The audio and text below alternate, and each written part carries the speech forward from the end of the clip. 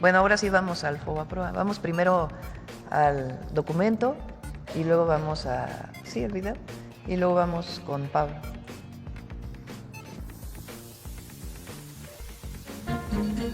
La historia del Fondo Bancario de Protección al Ahorro, FOBAPROA, es la historia de una estafa, de una red de corrupción entre el poder político y el poder empresarial y del saqueo más grande en la historia contra la economía del país y de millones de mexicanos. El FOBAPROA surgió en 1990 durante el gobierno de Carlos Salinas de Gortari, con el objetivo de darle liquidez a los bancos recién privatizados para que en caso de crisis y devaluaciones entrara al rescate de sus deudas y otorgarles capital. Originalmente el FOBAPROA era un fideicomiso privado administrado por el Banco de México. El FOBAPROA tenía un precedente directo. En 1983 se creó en el Banco de México el Fideicomiso de Cobertura de Riesgos Cambiarios FICORCA, con más de 10,000 millones de dólares para beneficiar a empresas establecidas en México que tuvieran deudas en dólares. Su primer director fue el entonces joven economista Ernesto Zedillo Ponce de León, recién doctorado en la Universidad de Yale. El FICORCA, como el FOBAPROA, fue un instrumento para beneficiar a grandes empresarios que contribuyeron a las campañas políticas del PRI y al ascenso de la nueva élite de tecnócratas. FICORCA benefició al menos a 209 empresas que pertenecían a los 30 grupos empresariales más poderosos. En diciembre de 1994, tras el final trágico del sexenio de Carlos Salinas de Gortari y ante el escenario de un enorme déficit en la cuenta corriente, a su llegada a la presidencia de la República, Ernesto Zedillo decidió devaluar el peso de manera discrecional, avisando solo a un grupo selecto de empresarios nacionales y extranjeros, provocando con ello una fuga de capitales súbita, el aumento de las tasas de interés y la consecuente quiebra de millones de empresas y de mexicanos que no pudieron pagar sus deudas con los bancos. La cartera vencida se disparó en 150% en solo unos meses.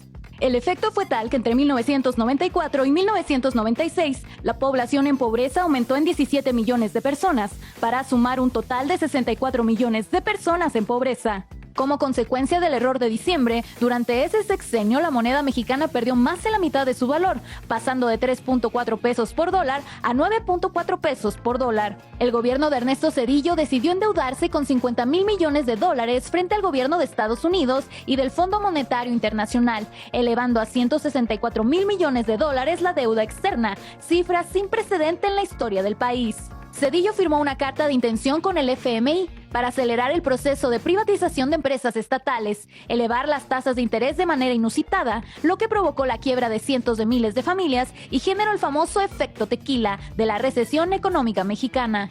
El único rescate aprobado desde el exterior y operado por el gobierno de Zedillo fue a los grandes empresarios y a la banca en quiebra, que fue el antecedente para que grandes bancos extranjeros se quedaran con la banca mexicana. Con el pretexto de evitar una crisis financiera mayor, Zedillo ordenó comprar la deuda privada de bancos y empresas en forma de pagarés que se canalizaron al FOBAPROA, equivalentes al 11% de toda la economía mexicana. En el verano de 1998, con el apoyo de los votos del PAN y del PRI en el Congreso, la administración zedillista convirtió esa deuda privada en deuda pública y el FOBAPROA pasó a ser el Instituto para la Protección del Ahorro Bancario, IPAB, en beneficio directo de bancos como Bancomer, Inverlat, Banamex, Unión, Santander Mexicano, Serfín y Banpaís. La deuda original de 552,000 millones de pesos se convirtió en deuda pública. Al cierre del 2000, el último año del sexenio de Zedillo, esa deuda había crecido a 705,000 millones de pesos y en 2023 ascendía a 1,096,877,7 millones de pesos. En un cuarto de siglo, creció más de 100%, aunque ya se habían pagado más de 1,376,000 millones de pesos solo en bonos del IPAB. Se trata del saqueo más grande a las arcas mexicanas y un acto de corrupción que contó con el apoyo de legisladores del PRI y del PAN en contubernio con grandes empresarios y políticos que se beneficiaron directamente de este proceso. No fue casual esta complicidad. Entre los empresarios beneficiados están varios políticos del PRI y el PAN, cuyas empresas se beneficiaron del FOBAPROA, como Vicente Fox, Fernando Senderos Mestre, el regiomontano Fernando Canales Clarion, José Eduardo Robinson Burs Castelo o los empresarios políticos Carlos Hank Ron, que donó 25 millones de dólares a las campañas electorales de Zedillo y de Roberto Madrazo en 1994, o los casos más conocidos de Carlos Cabal Peniche, Fernando Laquenau Rocha y Ángeles Isidoro Rodríguez, y grupos empresariales importantes vinculados con Pablo Escandón Cusi, Manuel Gómez Daza Rangel, Claudio X González Laporte, Agustín F. Legorreta Chaubet, la familia Ballesteros, Valentín Díez Morodo, David Peñalosa, Ricardo Salinas Pliego y Enrique Molina Sobrino. El FOBAPROA fue el modelo para otros rescates discrecionales, como el carretero de 1997, que costó más de 165,000 millones de pesos, o el rescate azucarero de 27 grandes ingenios por más de 30,000 millones de pesos. En 2005, la Comisión Investigadora del Senado de la República sobre el FOBAPROA y PAP consideró a este mecanismo como un despojo en el que se detectaron operaciones irregulares por montos millonarios, por las que se presentaron denuncias por defraudación fiscal, tráfico de influencias, uso indebido de atribuciones, conflicto de intereses, fraude corporativo, uso de información privilegiada, engaño y perjuicio a la nación.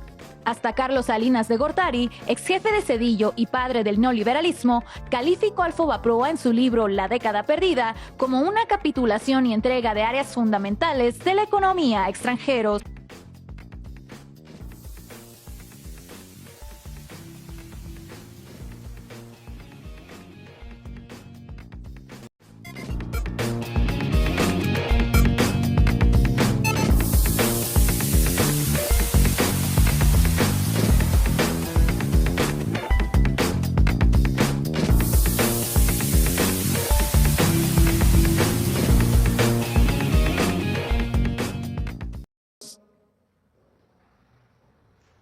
Pablo.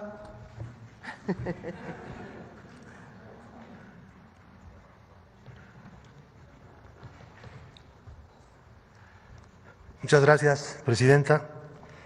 Felicidades a ustedes como trabajadores, el Día Internacional de los Trabajadores. No se preocupen, no voy a leer esto.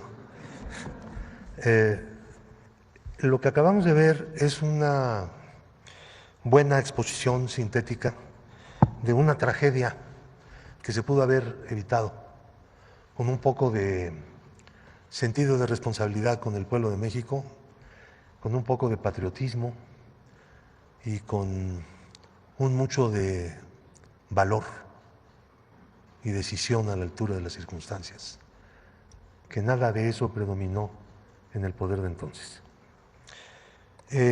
La tendencia hacia la salida de capitales del país empezó a principios del año electoral, pero no se debió al hecho de que iba a haber elecciones, sino de la situación de la economía y de la política de Carlos Salinas de contener de manera artificial el tipo de cambio. Esto generaba un impulso hacia la salida de capitales de los dueños del dinero, que buscaban pues ciertas garantías del mantenimiento del poder adquisitivo de sus fondos. Esto fue advertido no solamente por economistas, sino también por uno que otro empresario. El gobierno consideraba que no debería actuar con fuerza frente a esta tendencia porque iba a haber elecciones. Ese era el argumento principal. Que después de las elecciones ya se iba a componer todo. Después de las elecciones las cosas se empeoraron muchísimo más por la presión. Durante esta época, este periodo, los bancos daban créditos quirografiarios, es decir, sin ningún respaldo, nada más con la pura firma del que recibía el crédito. Créditos millonarios, créditos a personas relacionadas con los bancos, es decir, accionistas, altos funcionarios de los bancos, parientes de los gerentes. Hicieron un reparto de créditos baratos por muchos millones de pesos. Esto está documentado. Ahora vamos a hablar de eso.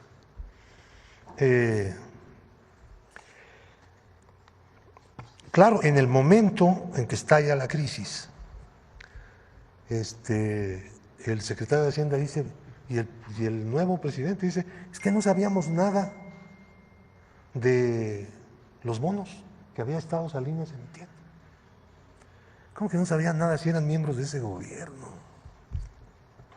Pues, ¿de dónde llegaban? Llegaban del mismo grupo político. Zedillo no iba a ser el candidato, ustedes lo saben, todo el mundo lo sabe. El candidato era Colosio. Él fue, digamos, que el relevo.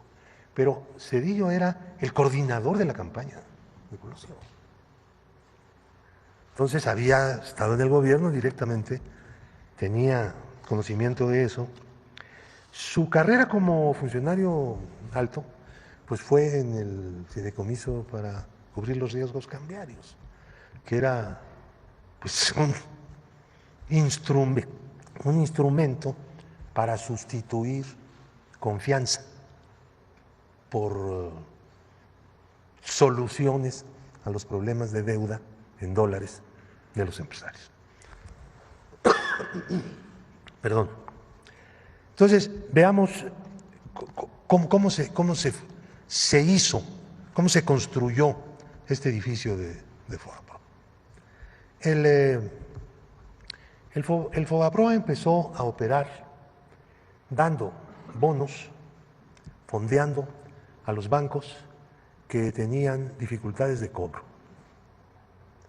Una cantidad enorme de créditos que estaban en cartera vencida y que el FOBAPROA asumía a cambio de bonos que se le entregaban y entraban al activo y al patrimonio del banco. Entonces, FOBAPROA empezó a cubrir adeudos privados. Esta no era la función. La función del FOBAPROA era una especie de seguro para proteger el ahorro bancario. Cuando un banco entraba en dificultades, la Comisión Nacional Bancaria intervenía al banco y entonces lo podía sanear utilizando las cuotas pagadas por los bancos al FOBAPROA y cubriendo, por lo tanto, determinados quebrantos, aunque no había un techo como después se puso, de todas maneras, pues eso estaba en dependencia de la política de la propia autoridad del país. Empezaron a dar. En la Cámara no había informe, no se informó nada a la Cámara. Estaban simplemente pues, regalando dinero, pues, para decirlo, en términos llanos. Hasta que hubo ahí una pequeña rebelión y dijeron, bueno, pues tienen que informarnos. Y fueron a informar. El asunto era mucho peor que lo que suponíamos. Las cosas ya estaban en un nivel verdaderamente insostenible. ¿Quién va a cubrir todo esto? Del desastre. La economía del país estaba mal, la inflación galopaba, el tipo de cambio llegó hasta 11 y pico, venía desde 3 con la reforma, ¿se acuerdan? El cambio de los pesos llegó hasta 11. Bueno, entonces se hicieron dos bandos. Hay en México y en la historia una tendencia a que haya dos bandos, por más que se hacen esfuerzos para que haya más bandos, ¿no? Hay países donde hay más. En México siempre hay la tendencia a que haya dos posiciones, dos bandos. Al principio no era así, aparentemente.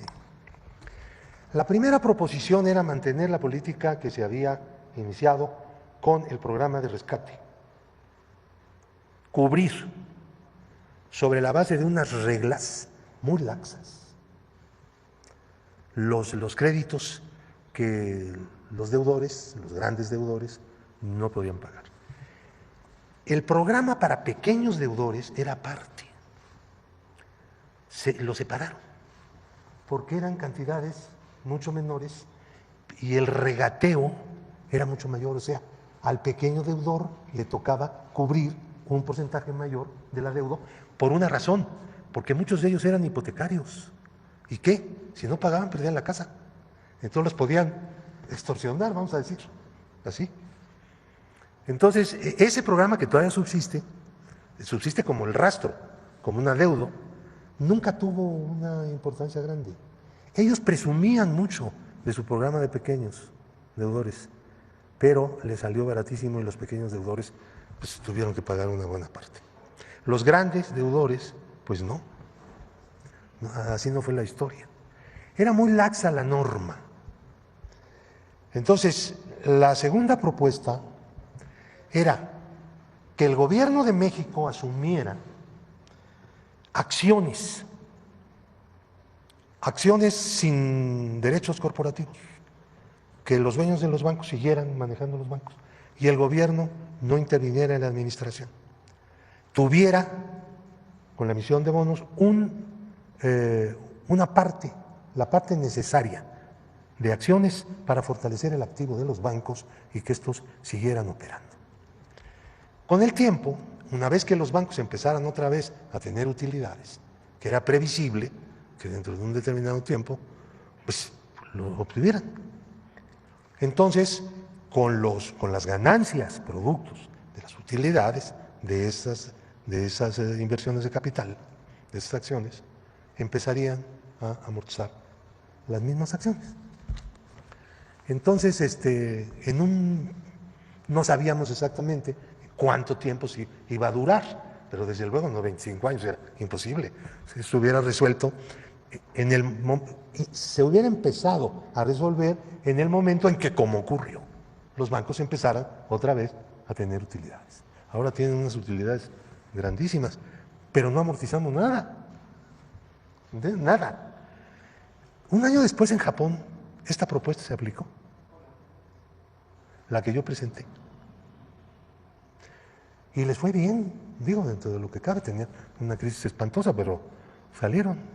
También lo hizo el presidente Obama, lo comentábamos hace un momentito, lo recordábamos, con algunas empresas, en lugar de hacer ese salvamento, decir, te doy dinero y me cobras los intereses de lo que te estoy dando. ¿Cómo? Era este sistema, que duró poco tiempo en la política de Obama de salvamento de empresas grandes. Algunos bancos entonces quebraron, los dejaron quebrar, pero lo que estaban protegiendo era la economía, la producción. Y lo hicieron bien. Bueno, del mundo entero, el que peor lo hizo fue México, que es una cosa muy fea.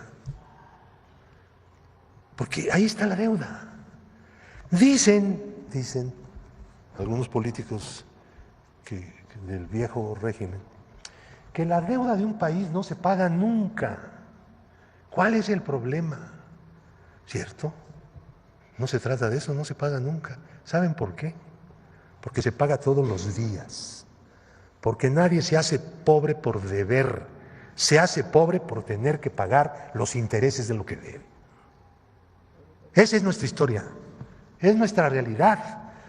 Porque el pasado nos persigue cuando las cosas que se hacen son de una profundidad dañosa inmensa.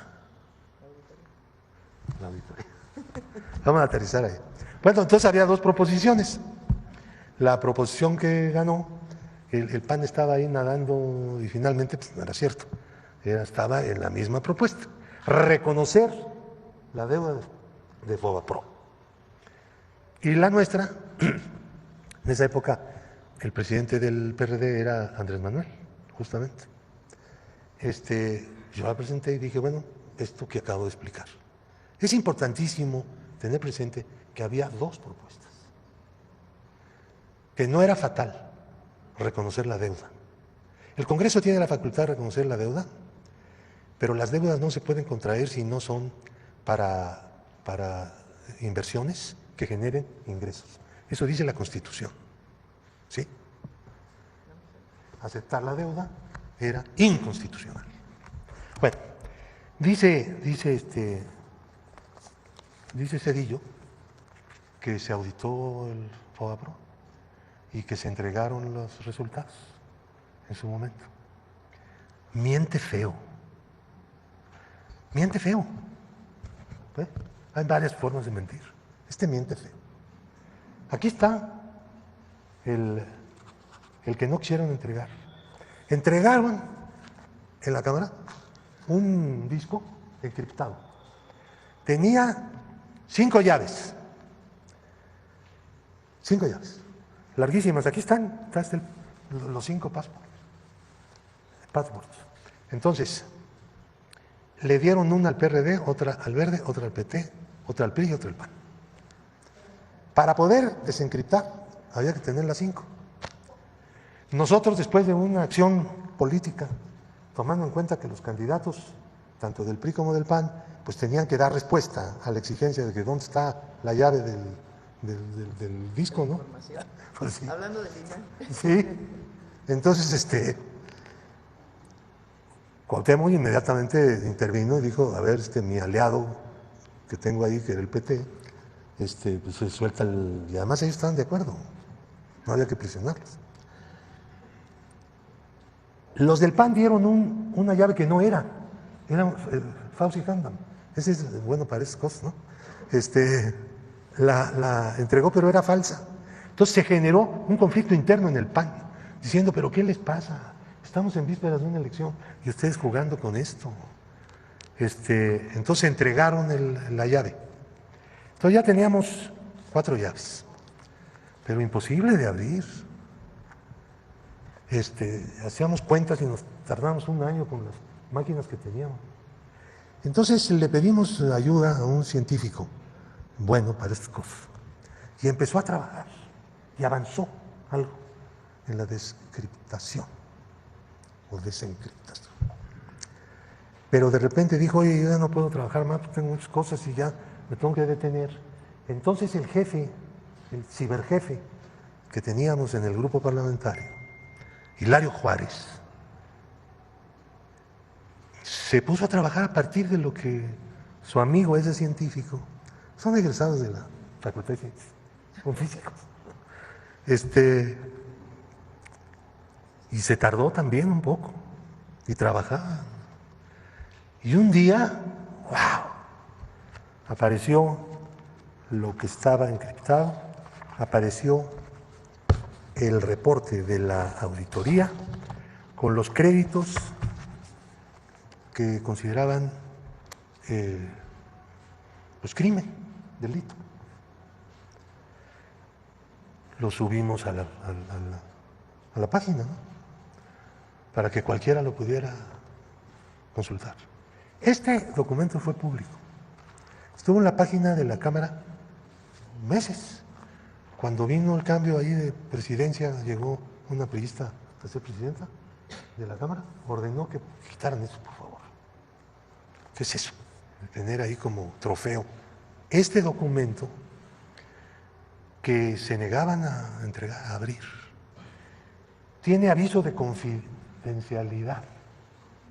Este disco CD-ROM contiene la lista completa de las operaciones reportables identificadas durante la ejecución del programa para la evaluación integral de las operaciones del Fondo Bancario de Protección del Ahorro y en el saneamiento de las instituciones financieras de México.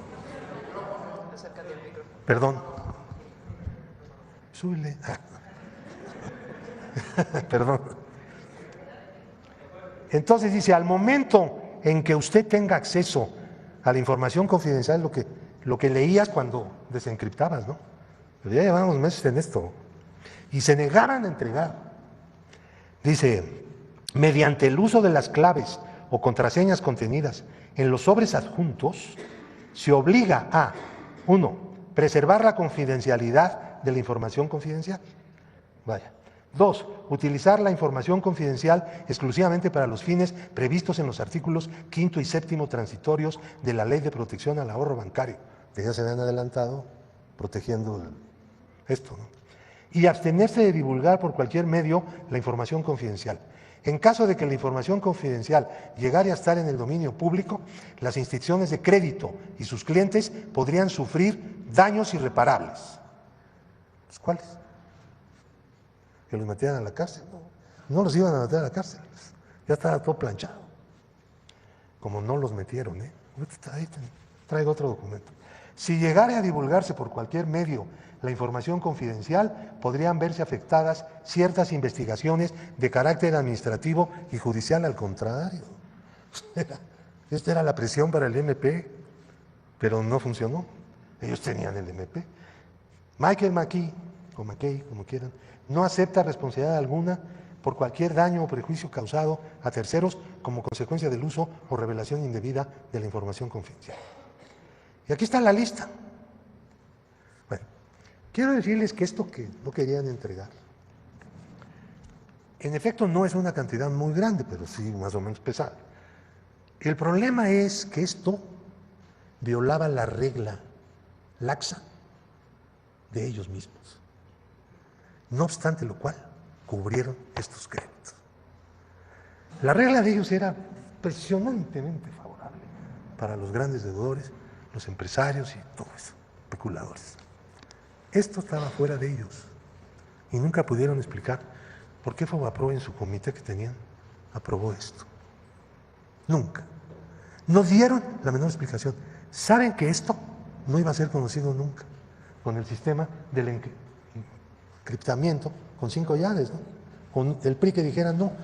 Yo le mandé decir a la Bastida, en aquel entonces, a través de una persona que trabajaba con él y que en algún momento trabajó conmigo en el PSUM, que nos diera la clave, la llave. Que eso era lo mejor para el país, para todo el mundo. La transparencia más elemental. Me mandó decir que no. No sé si porque no podía o porque no quería o por las dos cosas. Eso nunca lo dijo, se hizo el desentendido. Este documento se conoció en su momento. Se está negando su existencia. Zedillo está diciendo que se entregó el resultado de la auditoría abiertamente en el momento. El resultado de la auditoría que entregaron es este, donde está la historia, lo que hicieron, más o menos la política que llevaron a cabo, pero también la crítica de la política económica del gobierno, sobre todo bancaria, de aquella época. Está incluido aquí. Yo quisiera, si me lo permite la presidencia, entregar simbólicamente estos documentos aquí a la Presidencia de la República como testimonio de que existen, de que el de los fraudes que hicieron, lo ocultaron y quien lo dio a conocer fue la gente de izquierda en la Cámara. Y el PAN y el PRI lo estuvieron ocultando y les pongo como muestra la propuesta que hizo a ese respecto.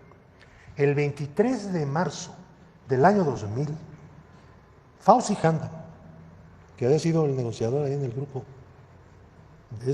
en donde nada más de las dos propuestas que había, no estaban dispuestos a discutir más que una, que era la de ellos, y yo les dije, ¿saben qué? Pues yo me voy, pues ¿qué estoy haciendo aquí? Y ya, ahí quedó la cosa.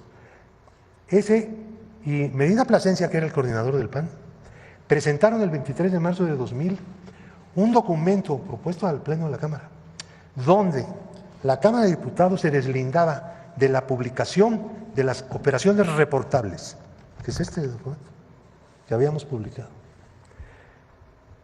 y declaraban que solo el IPAB puede darle un uso. O sea, ellos mismos, que se habían dividido entre el PRI y el PAN la integración de los consejeros del IPAB. O sea que ya estaba todo bien planchado. Luego hay un reporte que traigo aquí dejo todo, en donde está la cuenta de las carpetas de investigación que se abrieron, muchos de los cuales, ahí viene la historia, obtuvieron amparos y ejecutorias de amparos en tribunales colegiados de circuito. Otros desistimientos de la acción penal, declarando el Ministerio Público que la conducta que se les había atribuido no era delito.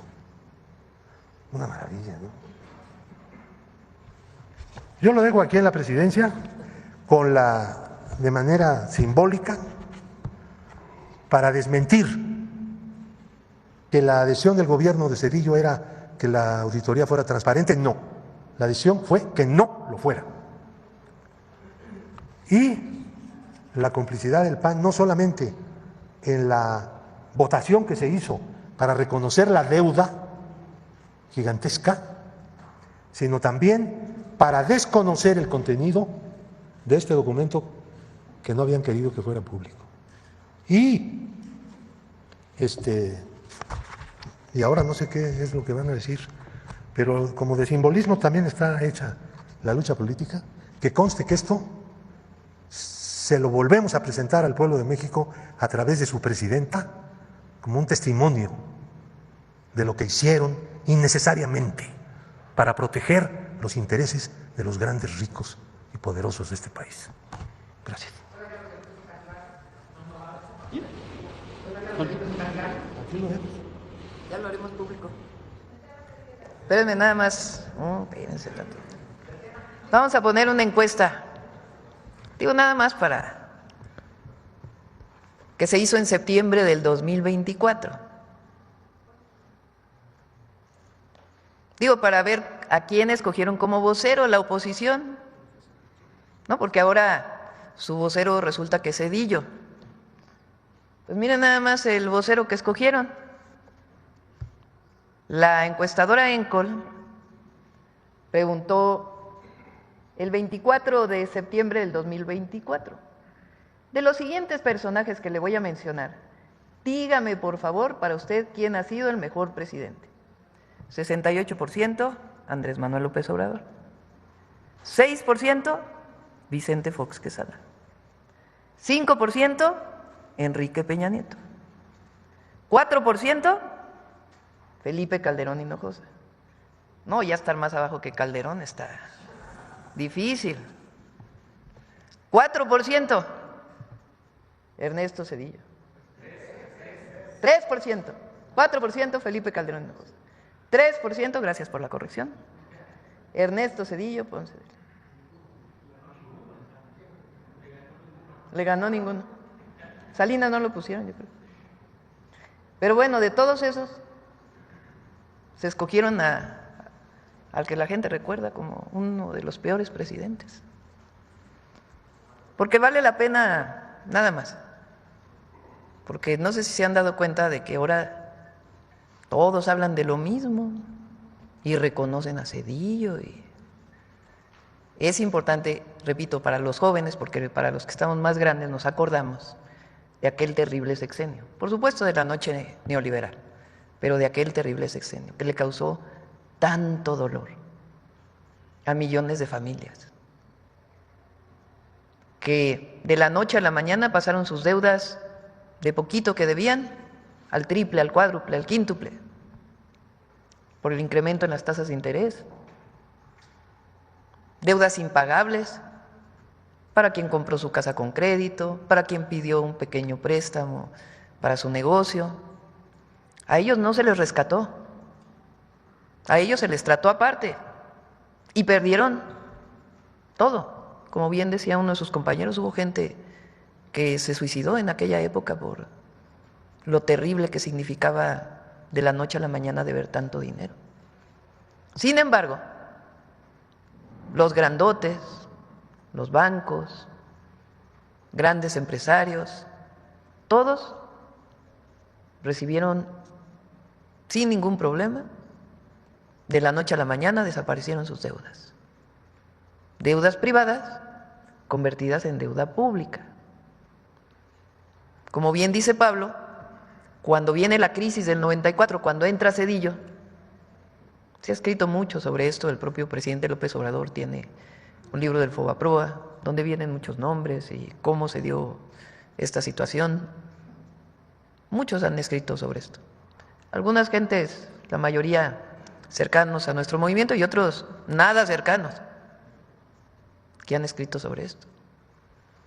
Entonces el Fobaproa se empieza a usar para rescatar a los grandes, que antes era un fideicomiso privado, y de pronto convierten todo eso privado, deudas privadas, en una deuda de todos los mexicanos,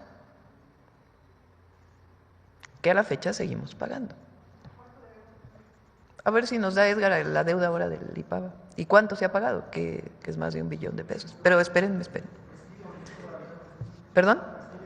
¿Las denuncias todavía? Hay que revisar eso con el fiscal, pero ya fue hace bastante tiempo y además desde entonces a muchos de ellos pues se cerraron los casos. Ahora, ¿por qué es importante?